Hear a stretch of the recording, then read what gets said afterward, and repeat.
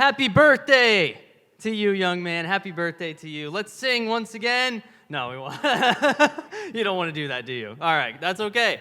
But we got fat love for you, John, not skinny love for you.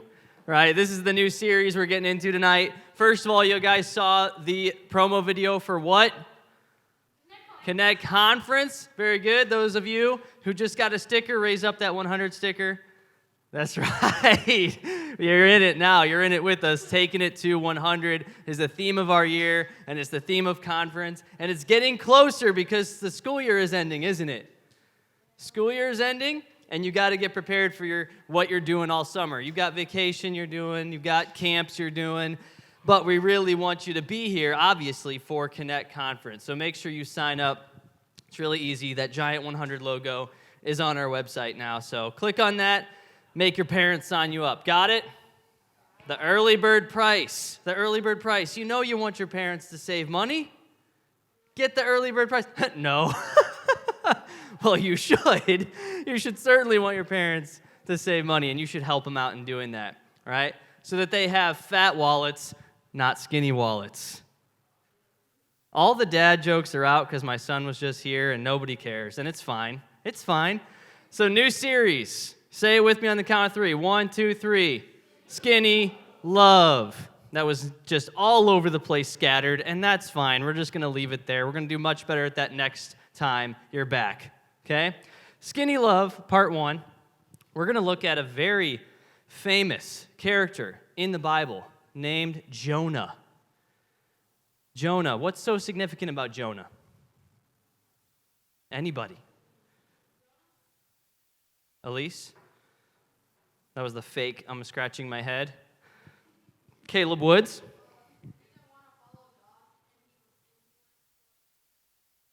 Ooh, yes. I guess, dude, preach it. It's over. He just did it. Let's go home. Let's go play some more sardines. No. No, so we're going to look at Jonah. And that's a very good summary and synopsis of it, man. Very, very good. That's what we're going to get into tonight. I was scrolling Netflix the other night, finding a movie, right? And I found this movie, and we watched it, called Kodachrome. And I loved this movie. Does that ring a bell with anybody that's on Netflix, that you subscribe to Netflix? This was like on the top of Netflix, I guess, right now, one of the top movies. Yeah, it's really good. And you ever heard of a movie called A Tearjerker? Has anybody ever cried at a movie? Caleb's like, I know what a tearjerker is. I've never cried at a movie. Took his hand down real quick. What? When Iron Man died, I cry every time, dude. I cry because his daughter's like, I want a cheeseburger, and that just sends me now. Yes. So who else? Who's actually cried at a movie? Wow. A lot of people have. If you've cried during a movie, watching a movie, no? That's a lot more than I expected. So glad you guys are in touch with your emotions. I feel like I only ever kind of, sort of got close to crying during Marley and Me, where Owen Wilson loses his dog. You guys are too young for that. I was like probably your age when it came out. But I don't really cry during movies. I didn't really understand tearjerkers. But a lot of you, did you see my little blonde son waddling around here? Okay, so real quick, the premise of this movie is an old gentleman is like a world-renowned National Geographic photographer. Super, super well-known, famous photographer. But he's dying of liver cancer, okay? And I guess being so involved in his job and coping with various other things in his life, he started neglecting his time parenting his son. So we start the movie off with the son he's a successful guy. He's successful at a record company. He's an artist, and he gets people signed on record labels, like big music talents. And he's gone his own way. He hasn't talked to that dad who's successful in his own right as an artist, as a photographer, in over 10 years. His dad and him have a estranged relationship. But now that he has liver cancer and he's dying of it, his nurse / assistant comes to find his son, who he hasn't talked to in over 10 years and lost that relationship, to say, hey, he wants you to drive him with Kodachrome, his Kodachrome film. Kodachrome is, I guess, a type of film that photographers use, and the only way you can view it is if it's after it's processed, you put it into a projector screen, shoot it at a screen, or you put it in a projector and shoot it out on a screen, right? That was his this is how photography is really done. He was in his old ways. It was his tradition, right? And he did not trust FedEx, so he didn't put the film into the packaging to send it to this place. While he's dying, the only place in the world that processes Kodachrome is also dying out. There's only a few days left of this place going to process Kodachrome before it's obsolete and they're not going to do it anymore. So it's very poetic. As he's dying, his favorite type of photography is dying out. You tracking with me so far?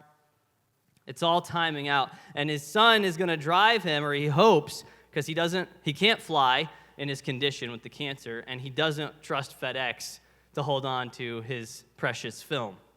He thinks it'll be destroyed. So this nurse has to talk his son into driving him. And his son doesn't have a good relationship with him, does he? You don't have a good relationship with somebody if you haven't been talking to them in over 10 years, intentionally, right? He hasn't talked to him in over 10 years because he hates his dad, for sure. He can't stand that his dad neglected him. He stayed with his aunt and uncle most of his life, and he called his uncle more of a father to him than his own dad. And now dad's reaching out, dying of liver cancer, and they have such a bad, poor relationship that he could really not care less that his father's dying in this movie. Yeah, it's really heavy. But he is talked into driving his dad. And he ends up getting in the car, and man, they bicker, and they argue, and they fight, and 10 years of just toxicity and hating one another comes out. Until there's a moment where he does almost die in the presence of his son. They kind of stop being rivals and arch nemesis for a moment. When he's in the hospital after having this accident, he almost dies. His body's so weak. And on that hospital bed, he tells his son that he used to hold him when his mom was sleeping, and he used to feed him the bottle. And he would tell him all these promises, like, I'm going to protect you, and I'm going to be there for your whole life. And then he lived the complete opposite towards that son as he grew up. And so he ends up apologizing and turning a 180 and telling his son that he's so sorry and sad that he wasn't actually there and he didn't make good on those promises, right? And both of them start tearing up, and I start tearing up.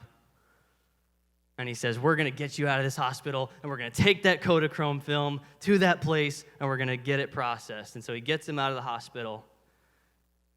And all of a sudden, there's this hope that they will actually have some love for one another, right? Well, they're in a hotel waiting overnight for the film to be processed. And that night, before the film gets done, he dies in the hotel bed.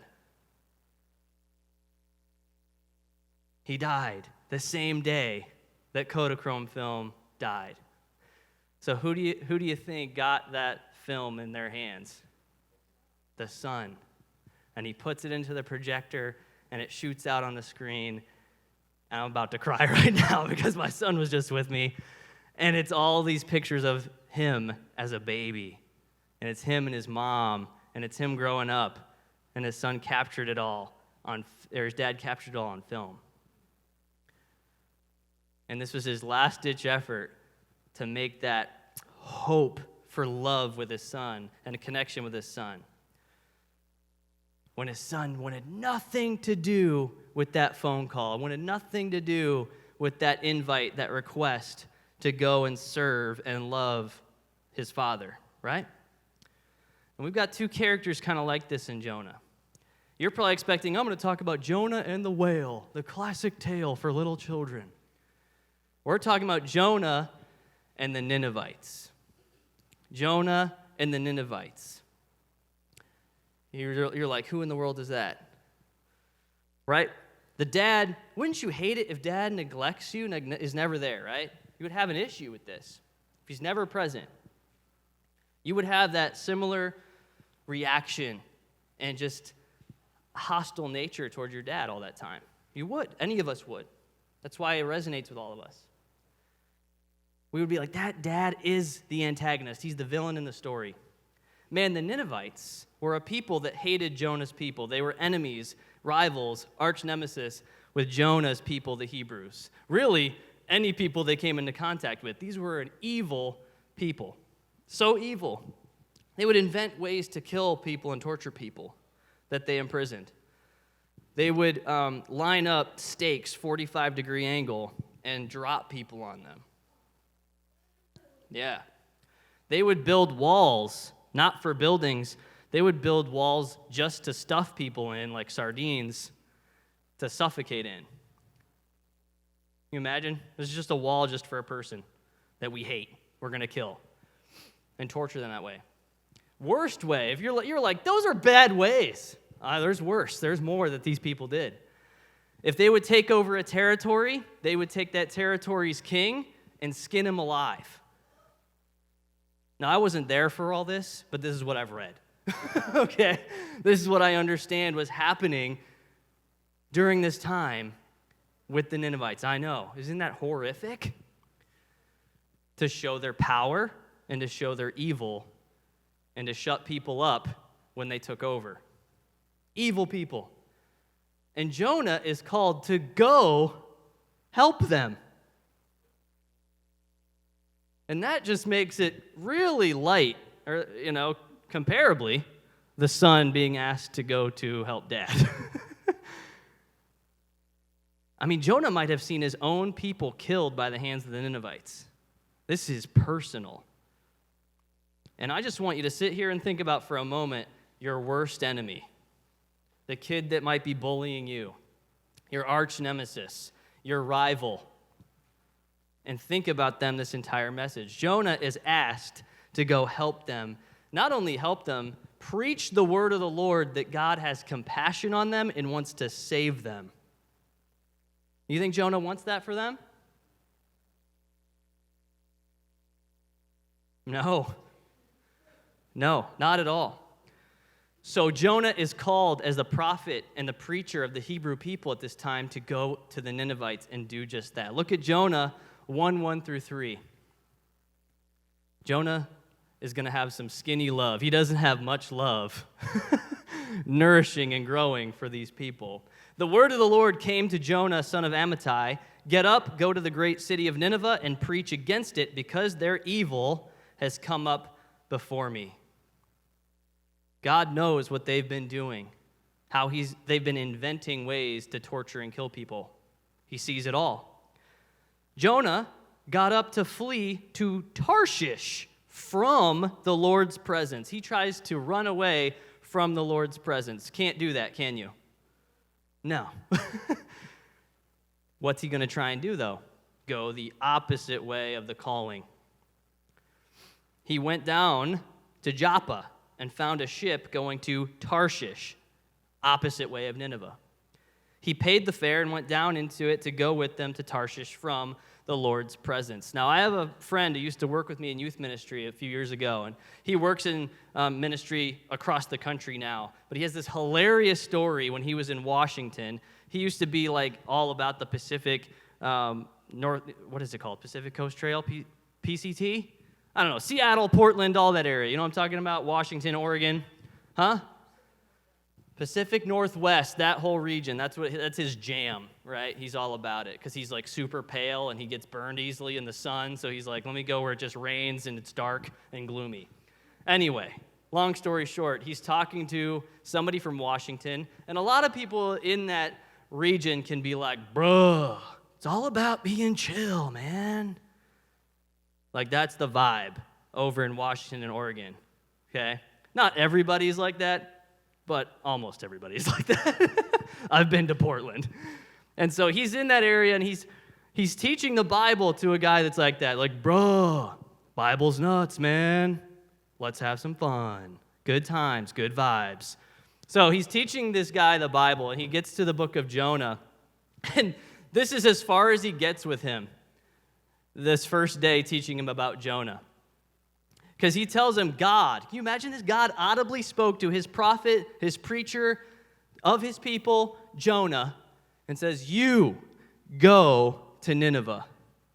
This guy's imagining this happening, gets a literal, audible call from God, and the next verse, Jonah just says, nah, and goes the opposite direction. And so this dude goes, he went the wrong way, dude? Like Crush from Finding Nemo. That's crazy, he went the wrong way?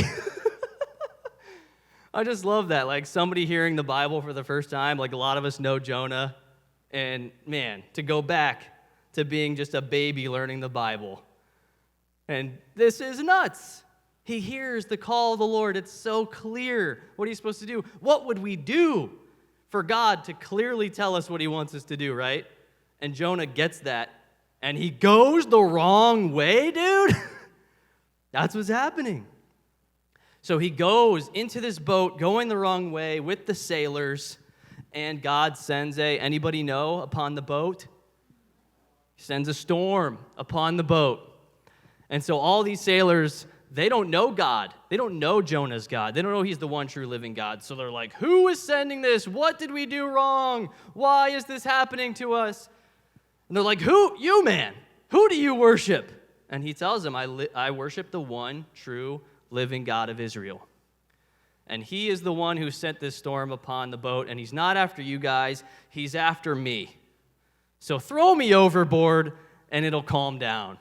And so they all of a sudden pray to this God they don't know, please don't do anything to us for throwing this man overboard. He told us to do it. And they just throw him overboard. They yeet that sucker overboard, right? See you later, sucker. Very good. I love the Gen Z Bible. You guys are great at this. So verse 17, what happens? He's off the boat. The storm calms down. Verse 17, the Lord appointed a great fish to swallow Jonah whole. And Jonah was in the belly of the fish for 3 days and 3 nights. 3 days and 3 nights. That might ring a bell to some of you about another part of the Bible, and I will bring it up in a little bit. Jonah's in the belly of the fish for 3 days and 3 nights. And like Caleb summarized so perfectly, Jonah realizes it was a bad idea to go the wrong way. I cannot actually run away from the Lord's presence and from his calling on my life when he's asking me to do so clearly. He sent a storm at me. He sent a fish to swallow me. The dude is starting to get real humble, and he's starting to understand that God's going to do what he wants to do with Jonah, and that Jonah better start listening. So he prays. He humbles himself. He goes back to God, and he apologizes. He repents, it's called. He turns around. He does a 180, kind of like the dad does on the hospital bed. In Jonah 2, 7 through 10, I'll read you this part of his prayer because it's so gloomy, like Portland, Oregon, or Spokane, Washington. As my life was fading away, I remembered the Lord, and my prayer came to you, to your holy temple. Those who cherish worthless idols abandon their faithful love. But as for me, I will sacrifice to you. With a voice of thanksgiving, I will fulfill what I have vowed. He vowed to always be faithful to God. He vowed to be his preacher. He vowed to be his prophet. The word of the Lord comes through him to his people. He says, I'll go back to it. I'll answer my calling. And I love this part next. He confesses salvation belongs to the Lord. He realizes in that belly of that fish, God wants the Ninevites to be saved. His arch nemesis, his rivals, the people he despises. And he realizes in the belly of that fish, God's going to do what he's going to do through him, whether he wants that or not. Because it's not his call to make.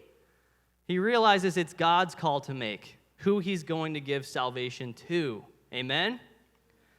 even these people, even the vilest of people. Then the Lord commanded the fish, and it vomited Jonah onto dry land. You learned your lesson. You're back out on dry land. Jonah 3, 1 through 5 tells us, the word of the Lord came to Jonah a second time. You love a second chance story, don't you? Get up, go to the great city of Nineveh, and preach the message that I tell you. Jonah got up this time and went back to Nineveh according to the Lord's command. Now, Nineveh was an extremely great city, a 3-day walk. Jonah set out on the first day of his walk in the city and proclaimed, in 40 days, Nineveh will be demolished. That's all he said. Like one sentence. You guys don't get your act together, God's destroying you, basically, right? Then the people of Nineveh believed God. That's all it took.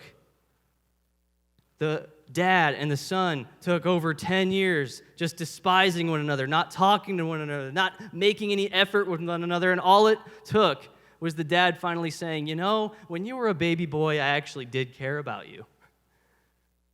I loved you. I made all these promises to you, and I'm sorry that something broke inside of me to fail you all this time. All it took was just that conversation on the hospital bed to change everything for them, right? All it took was one sentence of Jonah actually doing what God called him to do for them to turn around and believe God. Isn't that insane? Maybe it takes one sentence for you to that bully, to that person in your life that's your arch nemesis, your rival. Maybe they're not a bully, but you guys have just been maybe at one point friends and now you're complete enemies, to turn everything around. So much so, they might even believe God with you and be your brother or sister in Christ. Has anybody ever thought of that? That's what God can do through one sentence sometimes. So they proclaimed a fast and dressed in sackcloth from the greatest of them to the least. And that's just an outward sign of them saying, we have been evil. You've got to imagine these people have been throwing people on spikes and making walls to just suffocate people inside and skinning kings alive. They probably eventually are like, this is psychotic. What we're doing isn't fun. It doesn't smell good when we're peeling the skin off of these people. It doesn't make me want to go eat dinner when we throw people down on a spike. Wouldn't you imagine they're getting pretty tired of what they've been doing to prove that they should be in power? They're like, yeah, God's right. We're pretty gross and gruesome people. And we should have a second chance. We don't deserve one, but we better take it. And they turn around and they humble themselves. Can you imagine God giving grace and compassion to your nemesis? It's exactly what God's doing here. So the king of Nineveh in Jonah 3, verse 9, he's the one who's the voice of reason all of a sudden. Who knows? God may turn and relent. He may turn from his burning anger so that we will not perish. God saw their actions, that they were turning from their evil ways. So God relented from the disaster he had threatened them with, and he did not do it. He saves them. Exactly why Jonah ran away. So how do you think Jonah feels? He's actually gone this second time, believes God, follows God, realizes God's going to get his work done no matter what. He should be like, wow, this is crazy. God actually changed their hearts and their minds. But do you think Jonah actually thought that? Is that actually how he felt? I think he feels like a lot of us would feel if we saw somebody we thought didn't deserve anything good. They've been hurting us. They deserve the worst punishment. That's how we would feel too. Many of us. And that's exactly what Jonah feels. Jonah 4, verse 1 through 3. Jonah was greatly displeased and became furious. He's furious with God's decision. Man, didn't you go through this already, Jonah? You were in the belly of the fish, and you said, salvation belongs to the Lord. It's not my call.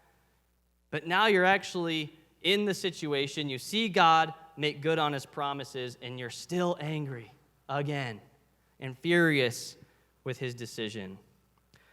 Verse 2, he prayed to the Lord, please, Lord, isn't this what I said while I was still in my own country? That's why I fled toward Tarshish in the first place. I knew that you are a gracious and compassionate God, slow to anger, abounding in faithful love, and one who resents from sending disaster. And now, Lord, take my life from me, for it is better that I die than I live. He'd rather die than see his worst enemies get salvation, get compassion, get some grace and love from God. Jonah's showing his skinny love has not been growing this entire time for the Ninevites. Something we need to learn from. We need to display the love of God even to our worst enemy, not be like Jonah and just keep holding on to the bitterness. We have to ask God to change us, to be more like this, to be the compassionate, gracious, slow to anger, abounding in love kind of person if we're following him. Isn't that the point of the story? Do you want to be more like God and his ways? Doesn't mean you are God. You just follow his kind of emotion and his love.